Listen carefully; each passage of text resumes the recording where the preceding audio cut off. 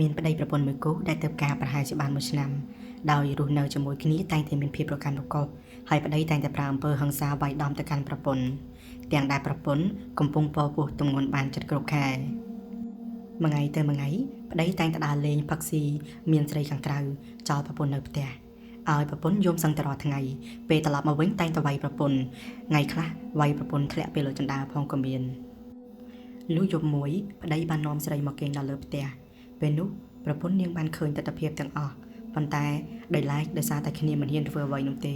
ព្រោះប្តីតែងតែវាយធ្វើបាបរហូតនាងគ្រាន់តែបានឈរយំម្នាក់ឯងហើយ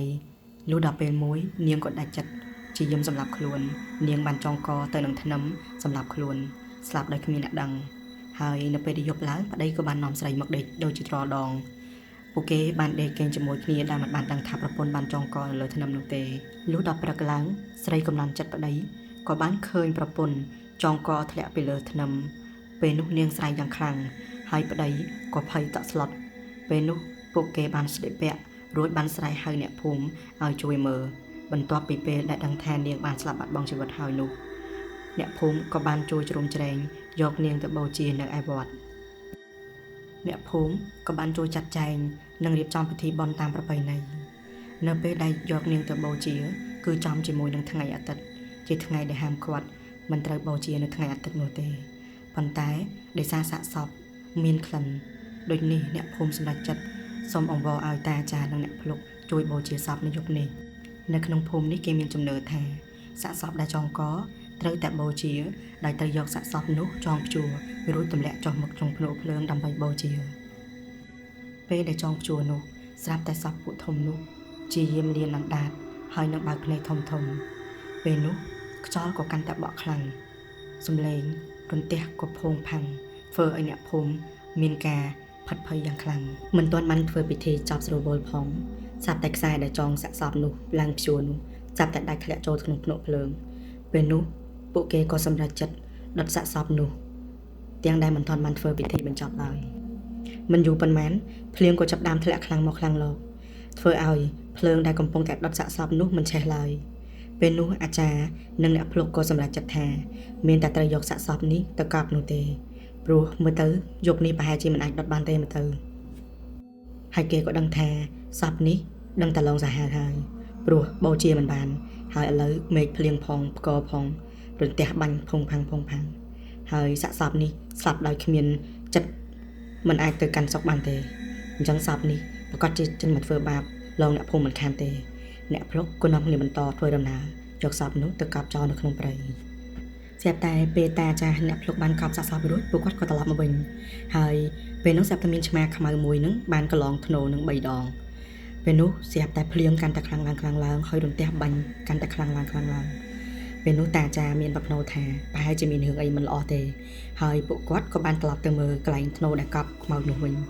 នៅពេលស្រាប់តែដល់ស្រាប់តែឃើញធ្នូនោះត្រូវបានកាយហើយបាត់សាកសពពេលហ្នឹងតាអាចារ្យនិងអ្នកភ្លុកនោះក៏ប្របាយជើងគ្នាដើម្បីហៅហើយមនុស្សមួយចំនួនមួយក្រុមទៀតបានទៅសែហៅអ្នកភូមិដើម្បីអ្នកភូមិជួយហៅសាកសព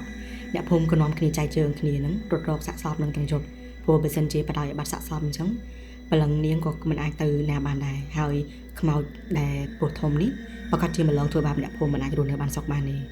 នាំគ្នាទៅហៅយ៉ាងណាក៏អត់ឃើញសាកសពនឹងដែរហើយសាកសពមួយនឹងបាត់ដោយចម្លែកគ្មានណាដឹងសោះចំណែកឯប្តីនោះវិញគេកំពុងតែឆោឡោហោកសាកសពប្រពន្ធរបស់ខ្លួនតែខ្លួនឯងវិញបែរទៅសង្ងំដេកជាមួយនឹងស្រីនោះទៅវិញពេលយប់ដំបូងហ្នឹងអ្នកភូមិព្យាយាមរកវិធីសាស្ត្ររកមិនក៏អត់ឃើញដែរហើយពួកគេក៏សម្រេចចិត្តថាឈប់ហោកហើយចែកជើងគ្នាទៅតាមផ្ទះរៀងខ្លួនពេលកំពុងតែមេឃភ្លៀងហ្នឹងប្តីក៏បានដេករួមរយៈជាមួយនឹងស្រីកំណាញ់ចិត្តនៅពេលដែលដេកជាមួយនឹងស្រីកំណាញ់ចិត្តហ្នឹងគេអត់បានខ្វាយខ្វល់ពីរឿងសពរបស់ប្រពន្ធគេនឹងទៅជាចំណាទេហើយគេក៏បានមកចូលរួមក្នុងកម្មវិធីបុណ្យនឹងដែរពេលនោះស្រាប់តែមេឃក៏ខ្លាំងភ្នែករន្ទោលក៏ខ្លាំងហើយប្អូននឹងបានបើកគ្រប់ប្អូនទាំងអស់បើកគ្រុំក្រាំងហើយស្រាប់តែទ្វារនឹងត្រូវបានដូចគេធាក់ចឹងបើកពេលដែលបើកនឹងប្តីហើយនឹងស្រីនឹងបានបែរទៅមើលទ្វារដែលបើកនឹងអត់មានអីទេពួកគេក៏បានគិតថាប្រហែលជាខ្យល់ខ្លាំងហើយមិនទៅបានធ្វើឲ្យទ្វារនឹងវាបើកចឹងហើយប្តីនឹងក៏បានទៅបិទទ្វារវិញនៅពេលដែលគេទៅបិទទ្វារនឹងបើកទៀតហើយនៅពេលដែលគេបែរទៅវិញនឹងអត់មានអីទេប៉ុន្តែ គឺជាសពដែលប្រពន្ធគឺជាបលឹងខ្មោចរបស់ប្រពន្ធហ្នឹងនៅឈរពីមុខទ្វារហ្នឹងហើយឈរដោយទឹកមុខដោយកំហឹងហើយនាងក៏យំចេញមកដោយសារតែឃើញប្តីហើយនឹងស្រីហ្នឹងកំពុងតែដេកជាមួយគ្នាពេលនោះកំហឹងរបស់នាងកាន់តែខ្លាំងឡើងវិញ្ញាណក៏មិនអាចទៅចាប់ជាតិបានដែរពេលដែលប្តីហើយនឹងស្រីនឹងដឹងខ្លួនវិញស្រាប់តែឃើញខ្លួនឯងហ្នឹងកំពុងតែដេកនៅក្នុងគុំចេកនៅខាងក្រោយផ្ទះនោះវិញហើយគេក៏ឆ្ងល់ទៅហើយនេះបានជាយើងមកដេកនឹងវិញក៏ចាប់ដើមនាំគ្នាខប់ហើយក៏ឡើងទៅលើផ្ទះវិញតែពេលនោះប្តីក៏ចាប់ដើមមានអារម្មណ៍ថាប្រហែលជាប្លង់ប្រពន្ធគេឬក៏ខ្មោចប្រពន្ធគេនឹងមកធ្វើបាបគេហើយមកទៅលុះដល់ផឹកឡើងគេក៏បាននិមន្តព្រះសង្ឃនឹងឲ្យមកប្រព្រំព័ទ្ធសមាជុំវិញផ្ទះដើម្បីកុំឲ្យខ្មោចប្រពន្ធគេនឹងចូលមកកាន់ក្នុងផ្ទះនឹងបានលុះដល់យប់ឡើងប្តីហើយនឹងស្រីនឹងក៏ចាប់ដើមនាំគ្នាមកដេកនៅលើផ្ទះនឹងទៀតហើយគេដេករួមក្តីសុខជាមួយគ្នានឹងដែលមានខ្វល់អីទាំងអស់ហើយពេលយប់នេះគេគិតថាប្រហែលជាគេនឹងមានក្តីសុខព្រោះដោយសារតែសក់ខ្មោចប្រពន្ធគេនឹងមិនអាចមកក្នុងផ្ទះនឹងបានទេគេអាចចូលទៅក្នុងដីនឹងបានទេព្រោះគេតែនិមន្តប្រសងហើយពេលកាលពីថ្ងៃហើយស្រាប់តែពេលដែលដេកលងលក់ហ្នឹងស្រីរបស់គេហ្នឹងបានឃើញខ្មោចប្រពន្ធគេហ្នឹងកំពុងតែពយោកតម្លាក់នៅចិត្តខែគេហ្នឹងពេលនោះស្រាប់តែស្រីម្នាក់ហ្នឹងគាត់សែកផងអីផងឲ្យគេជួយឲ្យប្តីនឹងជួយតែប្តីនឹងអត់លឺសោះនៅពេលដែលគាត់សែកហត់ទៅគាត់ធ្លាក់ចដាធ្លាក់បាក់កកស្លាប់នៅខាងមុខចដាហ្នឹងហើយប៉ូលីសក៏បានកោះហៅប្តីនឹងឲ្យទៅស្រាយបំភ្លឺនៅប៉ុស្តិ៍ប៉ូលីសហើយនៅពេលដែលដោះស្រាយគ្នាចប់ទៅប៉ូលីសក៏បានដោះលែងខ្លួនប្តីនឹងឲ្យត្រឡប់មកមានសេរីភាពវិញហើយចំពោះនារីដែលជាស្រីកំណាញ់ចិត្តប្តីនឹងក៏បានស្លាប់ហើយគេក៏បានយកទៅធ្វើបុណ្យអីចឹងទៅបន្ទាប់ពីនឹងមកផ្ទះនឹងក៏បានទុកចោលប្តីនឹងក៏ព្យាយាមទៅនៅជាមួយនឹងអ្នកចិត្តខាងអីចឹងទៅផ្ទះនឹងក៏ចាក់សោចោលលែងមានអ្នកណានៅហើយក៏លែងមានអ្នកណាមកដែរមើលអីទៀតដែរលុះដល់ពេលមួយនឹងអ្នកចិត្តខាងឮសំឡេងក្មេងយំហើយឮសំឡេងអ៊ូអរលើផ្ទះនឹងហើយគេក៏ចាប់ឆ្ងល់ថាមានរឿងអីទៀតដែរមែនឬមួយក៏មានអ្នកណារស់នៅមែនគេក៏នាំគ្នាមកអើតមើលនៅពេលដែលអើតមើលនឹងស្រាប់តែគេឃើញសពរបស់នារីដែលជាប្រពន្ធនឹងកំពុងតែអង្គុយសិតសក់នៅមុខកញ្ចក់ហើយពេលនោះស្រាប់តែសពនឹងក៏បានសម្លឹងមកមើលអ្នកភូមិនឹងវិញហើយពេលនោះគេក៏បាននាំគ្នារត់ទៅចាក់សោផ្ទះលែងមានអ្នកណាហ៊ានចេញក្រៅផ្ទះឲ្យតែពេលយប់ឡើងឆ្កែលូហើយខ្យល់បក់ល្វើយផ្ទះនឹងដូចជាមានមនុស្សរស់នៅអ៊ូអរអញ្ចឹងហើយខ្មោចពោះធំនឹងគឺតែងតែឡងអ្នកភូមិអត់ឈប់ឲ្យតែអ្នកណាដើរកាត់មុខផ្ទះឬមួយក៏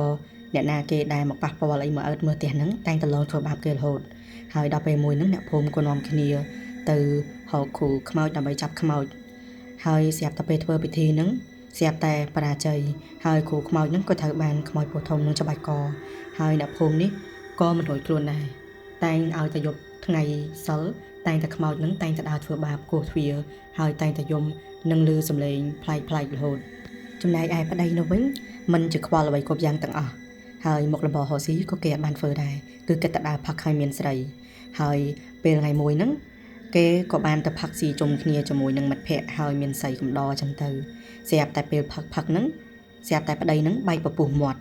ហើយប្រកាច់យកស្រាប់តែអ្នកផឹកជាមួយហ្នឹងគេចាប់ភ័យសំឆ្លោហើយប្តីហ្នឹងនៅសុកក៏បែកពពុះមាត់ហើយគេក៏បញ្ជូនទៅមន្ទីរពេទ្យពេលដែលយកទៅដល់ពេទ្យហ្នឹងពេទ្យក៏បានជួយសង្គ្រោះហើយក៏អត់ដឹងមូលហេតុទាំងដែលកាពិតគឺខ្មោចប្រពន្ធហ្នឹងទៅធ្វើបាបដោយសារតែប្រពន្ធហ្នឹងគឺមិនទាន់បានទៅចាប់ជាតិទេគឺនៅតែទៅសងសឹកប្តីដោយសារតែគំនុំនឹងការឈឺចាប់របស់នាងក៏មិនអាចទៅចាប់ជាតិបានហើយកូននៅក្នុងពោះដោយសារតែនាងគឺជាខ្មោចតៃហោងអញ្ចឹងខ្មោចតៃហោងគឺមិនងាយទៅចាប់ជាតិទេដោយសារតែឲ្យតែរៀងរាល់ថ្ងៃសៅរ៍ខ្មោចហ្នឹងគឺកាន់តែសាហាវទៅតែងតែឡងធ្វើបាបអ្នកភូមិរហូតដល់មានគ្រួសារហ្នឹងពីអតីតប្រពន្ធហ្នឹងគាត់ខឹងជាមួយនឹងខ្មោចហ្នឹងខ្លាំងពេកគាត់ក៏ព្យាយាមទៅដុតផ្ទះនៅពេលដែលទៅដុតផ្ទះហ្នឹងស្រាប់តែខ្មោចហ្នឹងក៏ចេញមកធ្វើបាបហើយបានស្លាប់ពីអ្នកប្តីប្រពន្ធនោះដោយច្បាច់កហើយប្រពន្ធមួយទៀតបានចងកជាមួយនឹងដើមឈើហើយពេលនោះអ្នកភូមិក៏កាន់តែខ្លាចខ្មោចនឹងឥទ្ធិពលខ្មោចពោះធំនឹងដែរព្រោះឲ្យតននាចង់កំចាត់ឬក៏ធ្វើបាបនាងតែងតែត្រូវបានស្លាប់បាត់បង់ជីវិតដោយសារតែមានអ្នកស្លាប់បន្តទៀតអញ្ចឹងអ្នកភូមិក៏ព្យាយាមស្វែងរកគ្រូចាប់ខ្មោចណាតែប្រកែ